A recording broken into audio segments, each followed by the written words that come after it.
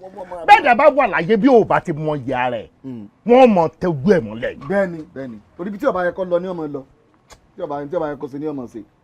tí ọba jẹ́ pé mo ní woman caring kí ni gbogbo orí burúkú tí mò ń bá káàkiri níbi tó bèrè pọ̀ dé. bẹ́ẹ̀ni ṣé àmọ́ pé kò sọmọlúwa rẹ o kò sọmọ ká ẹ mọ̀ yọjú rárá kẹ́kàn náà ká pé alága ti gáréjì wa yìí wọ́n ní pé ọmọ ìwà wọn bí ẹ̀rẹ̀ kò sí. ṣé mo fi pámúyàn kankan rí ń gára yìí. kò sí ọlọ́run jẹ́. ṣé mo fi pámúyàn rí. ẹ tó máa ń campaign against kàrẹ́pù. mo tún máa ń kúndùn obìnrin tí mo máa ń ṣèkẹ́ wọn tí wọ́n máa bẹ́ẹ̀ni kẹ́ wọn lójú kẹ́ wọn ní èmi wá ń dààmú torí ìwọ mo wá ń sáré kiri torí ẹ̀ ò wá mọ ya tó bá jẹ́ pé ìwọ mọ ya ara rẹ ni ṣé kò yẹ kó o mọ̀ pé Anibaba ti wá sínú gáràjì ó ti lọ tó bá jẹ́ pé lóòótọ́ ló nífẹ̀ẹ́ rẹ̀ ṣé kò yẹ kó ti wá kí ọ ń bí. láì ní làákàyè. How far, everyone, and welcome back to Naija Films Recap. Today, we're looking at a story that starts with a character we all know and love. The simple, humble cab driver just trying to survive the hustle and bustle of the city, minding his business and praying for God's grace. But his simple life takes a sharp and dangerous turn when he becomes the personal driver for a mysterious, high-paying client who turns out to be the leader of a ruthless gang of armed robbers. You might think you know where this is going. A good man getting caught up in a bad situation. A classic Nollywood drama. But I'm telling you now, stick with me to the end of this recap, because this movie has one of the coldest, most shocking twists we have ever covered on this channel. Absolutely nothing is what it seems. Alright, enough talk. Let's break down the incredible story of the cabman. Our story begins in the early morning light of Ibadan, inside the bustling, drama-filled compound that Anibaba, a mild-mannered and deeply religious cab driver, calls home. He's a simple man with simple goals: to work hard, provide for his wife, and avoid trouble at all costs. As he prepares his cab for the day, saying a quiet prayer for safety and prosperity, that last goal is immediately put to the test. His wife intercepts him, not with a loving goodbye, but with a steaming plate of fresh neighborhood gist. She launches into a story about a fellow tenant, a woman she claims is having an affair. Just as Anibaba tries to wave it off, not wanting to get involved, the accused woman herself storms into their presence, shouting that Anibaba's wife is a liar trying to destroy her marriage. Anibaba, caught in the crossfire, looks mortified. His wife, however, looks invigorated by the confrontation. She calmly denies spreading rumors, only to then double down with a smug smirk. Okay, maybe I got the information wrong, she concedes, letting the tension hang in the air for a moment. They didn't just kiss. She leans in conspiratorially, her voice dripping with self-satisfaction. When a grown man and a woman sneak into a room and lock the door behind them, what do you think they are doing inside? Praying. The accused woman's face drains of color. To seal her victory, Anibaba's wife delivers the final blow. Besides, it's not a rumor when you have the video recording. The neighbor is defeated. Anibaba, utterly exhausted by the drama before his day has even begun, pleads with his wife not to ruin someone's home. He finally escapes into his cab, praying to God to shield him from further trouble. Later that day, the guilty neighbor is seen practically on her knees, begging Anibaba's wife to delete the incriminating video. But his wife, understanding the immense power she now holds, coolly refuses, stating that one must never delete valuable evidence. She is the queen of this compound, and chaos is her crown. Across town, in the hideout of a professional robbery crew, a different kind of drama is unfolding. Their leader, a calm, intelligent, and ruthless man known only as Coach, addresses his restless subordinates. They have a critical logistics problem. Their getaway driver was killed in their last operation, and they are now dangerously exposed. One of the crew members suggests they use their own vehicle, but Coach immediately dismisses the idea as amateurish. We use cabs for a reason, he explains patiently, as if talking to children. It's clean, untraceable. We need a new driver, an expert, someone who is fast, who doesn't care, and who is wicked. Another member refines the criteria. We need a calculative chauffeur who can get us out of any situation. He offers to call up a wild friend of his, a guy who, he boasts, can drive from here to Benin in reverse. Coach is not interested. No friends, he declares firmly. A friend can be a liability. A friend can talk. We need a neutral party, a complete stranger who will do the job, take the money, and ask no questions. His mind made up, Coach sets out on a recruitment mission. He heads to a bustling taxi park. His sharp eyes scanning the drivers. He's looking for a specific profile. Not too young, not too flashy. Someone who looks humble and invisible. After dismissing several others, his gaze lands on the perfect candidate. The unassuming, peace-loving Anibaba, patiently waiting his turn. He hires Anibaba for a simple trip across town. During the ride, Coach engages him in light conversation, subtly probing him. Anibaba is respectful, professional, and doesn't pry. He's perfect. Upon reaching the destination, Coach pays him a surprisingly generous 5,000 naira. Anibaba's face lights up with gratitude, and he thanks Coach profusely. The hook is in. Anibaba's day continues to be eventful. On his way back from the trip, his inherent kindness takes center stage when he sees a well-dressed man stranded on the roadside next to a broken-down car. The man is a DPO, a divisional police officer. Without a second thought, Anibaba pulls over and offers the frustrated officer a free ride to the station, understanding he's likely running late. Deeply appreciative, the DPO tries to pay him, but Anibaba gently refuses. "I didn't help you for payment, sir," he says humbly. The DPO is impressed, telling Anibaba that his station is always open and to call him if he ever needs assistance. It's a moment of good karma, a deposit in a bank of goodwill he doesn't yet know he will desperately need to withdraw. The taxi park is a world of its own, with a clear hierarchy. At the top sits the chairman, played with charismatic arrogance by Odunlade Adekola, who holds court at a nearby bar with his sycophantic sidekick, Sanyeri. The chairman is bragging to the female bar owner about his power, when she changes the subject, asking, "Where is Anibaba?" The chairman scoffs, boasting that Anibaba is so loyal, he would park his life here if I told him to. Just then, Anibaba arrives. He greets the chairman with a level of respect that borders on worship, even kneeling before the younger man. The chairman decides to put on a show for the bar owner. "Anibaba, you have offended me," he says sternly.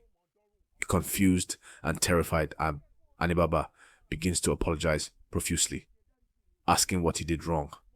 After letting him squirm for a bit, the chairman dismisses him with a wave. Anibaba leaves immediately, ignoring the bar owner who calls after him. Once he's gone, the chairman and Sanyeri burst out laughing, mocking the woman for crushing on a man who is so clearly under his thumb. Later, the persistent woman corners Anibaba at the garage, openly propositioning him. Anibaba, a faithful husband despite his wife's antics, firmly rejects her. "I am not interested," he says. "Please stop harassing me." The chairman, who witnessed the whole exchange, swoops in to mock her further. You see? Disgrace, he tells her. A beautiful woman like you, and he treats you like trash. But me, I am the chairman. I can give you everything you want. The woman, however, is not impressed. I know your story, she retorts. You beat your wife. I can never be with a man like you. Anibaba soon receives the call from Coach, offering him a permanent, high-paying job as a personal driver. The money is a blessing for his family, and he accepts without hesitation. The job, however, is bizarre. His task is to drive Coach and his crew to a quiet residential street, park, and wait. The crew disappears into a house for an hour or two, then returns, and he drives them back. He has no idea that inside the house, they are switching into a different, souped-up vehicle, speeding off to commit armed robberies, then returning to swap back into Anibaba's inconspicuous taxi for a clean getaway. But Anibaba is not stupid. He senses the tension, the suspicious bags, the way they flinch at the sound of a distant siren. He grows increasingly anxious. He confides in the garage chairman, who gives him chilling advice. Be careful, the chairman warns. In this kind of work, you meet all sorts. If these people are into shady business and you get caught with them, even a fatherless person will mock you in the streets. Use your age and experience to handle this situation carefully. The danger becomes real when an operation goes wrong. The crew returns in a panic. One of them, a tough but beautiful woman named Lady D, has a badly fractured leg. Anibaba's compassion overrides his fear. Instead of just dropping them off, he insists on taking her to a hospital, even staying with her to ensure she receives proper medical care. That night, his anxiety manifests in a terrifying nightmare. He dreams that Coach and the crew drag him from his car, accuse him of being a traitor, and shoot him point blank. He wakes up in a cold sweat, realizing that he is trapped in a world far more dangerous than he ever imagined. After ensuring Lady D is stable, Lady D decides it's too risky to take her back to the hideout. He books a double room at a modest hotel for her to recover. In the privacy of the room, with the fear of Coach momentarily at bay, Anibaba finally asks the question that's been haunting him. Why are you and your crew so scared every time you hear a siren? Lady D, vulnerable, finally breaks. She looks him in the eyes and confesses the devastating truth. We are armed robbers. The words hit Anibaba like a physical blow. His car keys clatter to the floor from his trembling hands. He is the getaway driver for a violent gang. He looks at Lady D, seeing not a hardened criminal, but a broken woman, and asks how she ended up in this life. She tells him a story of profound betrayal. She had been a wealthy businesswoman in Lagos, deeply in love and engaged to be married. Following tradition, she transferred all her assets, her supermarket, her properties, her life savings, to her fiancé a few weeks before their wedding. He then used her entire fortune to marry another woman at the same venue on the same day they were supposed to be wed. The shock and heartbreak caused her to collapse, and she was in a coma for 2 weeks. When she woke up, she had nothing. Her fiancé had vanished, and strangers were running her businesses. Homeless and destitute, she was on the brink of suicide when she met Coach. He gave her a place to stay, cared for her, and then introduced her to work. He didn't want to just give her fish. He wanted to teach her how to fish. And in his world, fishing meant wielding a gun. She tells Anibaba there are only 2 ways to leave Coach's crew: in a coffin or in a prison cell. Over the next few days, An unlikely but powerful bond forms between the gentle cab driver and the injured robber. Anibaba cares for her with a tenderness she hasn't known in years, massaging her leg to ease the pain. They talk for hours, sharing stories and finding solace in each other's company. The lines blur between caregiver and patient, and one night, consumed by emotion and a shared sense of being trapped, they give in to their feelings and make love.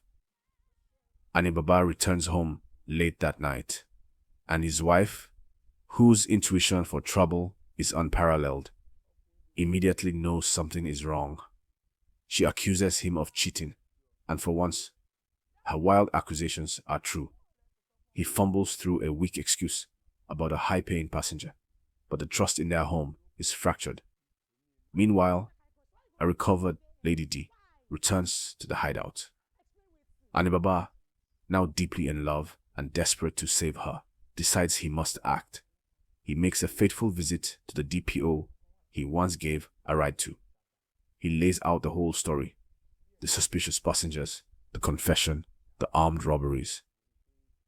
The DPO listens intently and agrees to set up a sting operation. The plan is simple.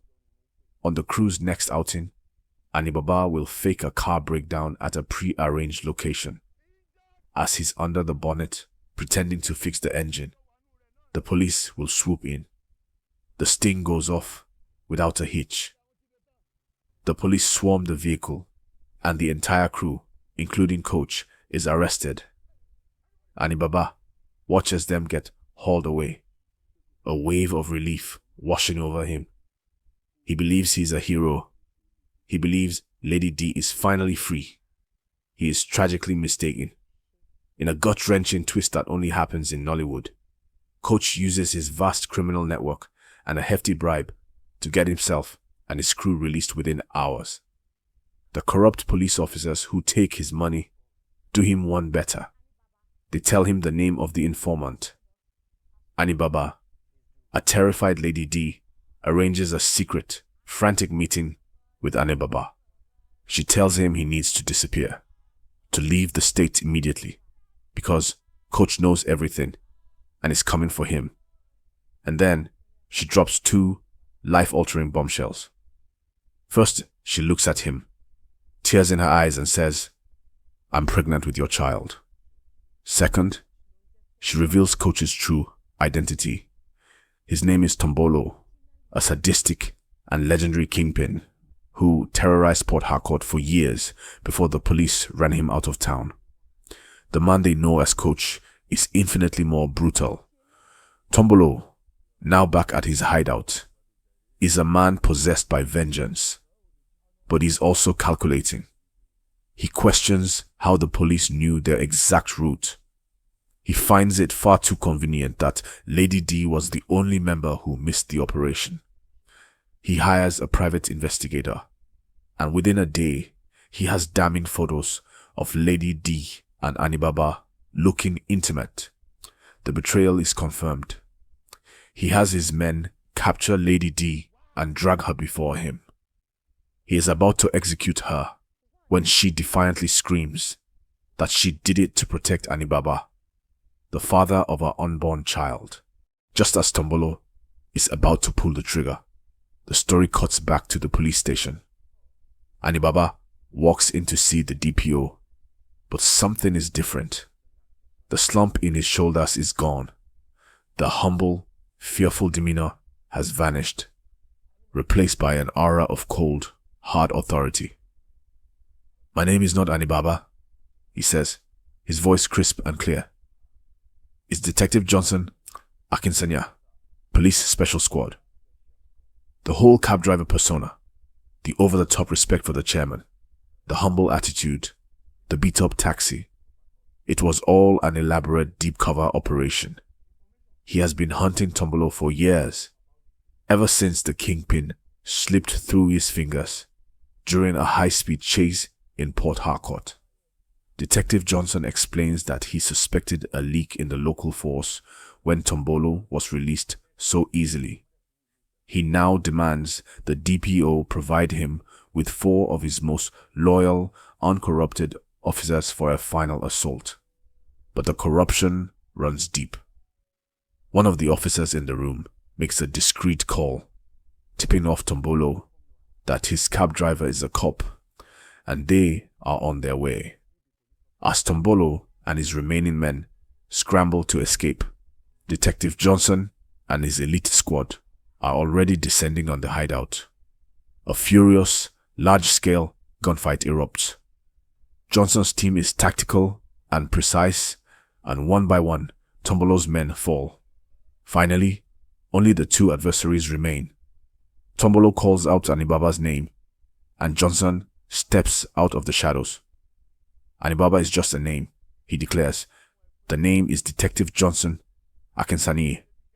Our chase started in Port Harcourt, but it ends here in Ibadan. In a final, tense standoff, Johnson proves to be the superior marksman, shooting Tombolo in the leg and bringing the long and bloody manhunt to an end. He rushes inside to find Lady D, bound but alive. He unties her, and as she looks at him with relief, he says the words she dreads. Lady D, you are under arrest. She is still a criminal, and the law must be served. But he softens, telling her that by becoming the star witness against Tombolo, she can earn her freedom and a new life. Then, in the most unexpected, Nollywood ending imaginable, Detective Johnson looks at the woman he has come to love, the mother of his child. He gets down on one knee, pulls out a ring, and asks her to marry him, offering her a future she never thought possible. And there you have it. From a humble cab driver named Anibaba to a master undercover agent named Detective Johnson Akin. The man we were worried about was the hunter all along.